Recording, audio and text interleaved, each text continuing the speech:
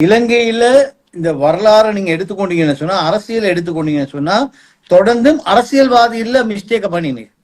மக்கள் மக்கள் ஒழுங்கான ஆட்களை தேர்ந்தெடுக்காதனால தான் இப்ப நாங்க பாக்குற இந்த தேர்தலில் அன்றகுமார திசாநாயக்கார், ரணில் விக்ரமசிங்க இருக்காரு. மத்தவங்க எல்லாத்தையும் நாங்க விட்டுருவோம். அப்ப ரணில் விக்ரமசிங்க 2 வருடம் கோட்டாபே 59 லட்சம் எடுத்த கோட்டாபே ராஜபக்ச அவ்வளோ வாக்கால வந்தும் கூட அவருக்கு ஆட்சி பண்ணலாம் போச்சு. அவர் செக்ரட்டரி டிஃபென்ஸா இருந்தாரு. ஆனா அவருக்கு எந்த எக்ஸ்பீரியன்ஸும் ஒரு பிராதேச சபா மெம்பரா சரி, ஒரு மாகாண சபை உறுப்பினரா சரி, பாராளுமன்ற உறுப்பினரா சரி இருந்ததே இல்லை. அவர் அந்த அண்ணன் பிரசிடென்டா இருக்க போல டிஃபென்ஸ் செக்ரட்டரியா வந்தாரு. அவர் ஆர்மிலேருந்து ஓடி போனவர் திரும்ப அவர் அந்த பொசிஷனை கிரியேட் பண்ணி கொள்றதுக்கு தான் அவர் அந்த பொசிஷனுக்கு வந்து அவர் கொஞ்சம் வேலை செஞ்சாரு.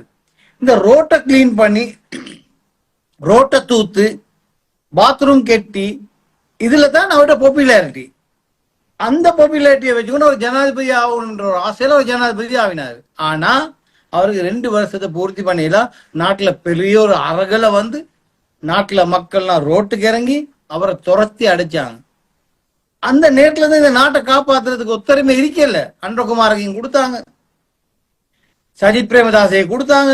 ஒத்தரிமை எடுக்காத ஒரு கட்டத்துல தான் ரணில் விக்ரமசிங்க இந்த நாட்டை காப்பாத்தினாரு. காப்பாத்தினை மட்டுமில்ல, இந்த நாட்டுக்கு தேவையான எல்லாத்தையும் கொண்டு கொடுத்து, எது இல்லைன்னு சொன்னாங்களோ அவ்வளோ கொண்டு கொடுத்து மக்களுக்கு 3 ஊத்து தின்னக்கூடிய வாக்கு அந்த அந்த நிலைமையை உண்டாக்கி எல்லாமே செஞ்சாரு. ஆனா நன்றி உள்ள மக்களா நாங்க வாழல, நன்றி கெட்ட மக்களா தான் நாங்க வாழ்ந்து நாங்க என்ன செய்யறோம், எங்கேயோ வைக்கிற சகோதரமார்க்கையும் கொண்டு நாங்க இந்த சகோதரியாஸ் வந்து நல்ல மின்னத்துக்கு தெரியுமா, வச்ச வச்ச வச்ச வச்ச வச்சேன்னு பேசிக்கொண்டிருக்கிறதுக்கு அவங்கள்ட்ட பேச்சு ஆனா விஷயம் இல்லை. அதை நம்பின மக்கள் வாக்களித்தாங்க, ரோட்ல ஆடினாங்க, எல்லாமே செஞ்சாங்க. என்ன நடந்துச்சு? என் ரிசல்ட் என்ன? மக்கள் ஏமாந்து போனாங்க.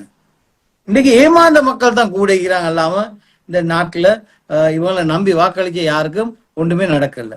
யாராவது ஒரு இடத்துல ஒரு ப்ரொஃபஷனல் போடுறது கூட ஆள் இல்லை.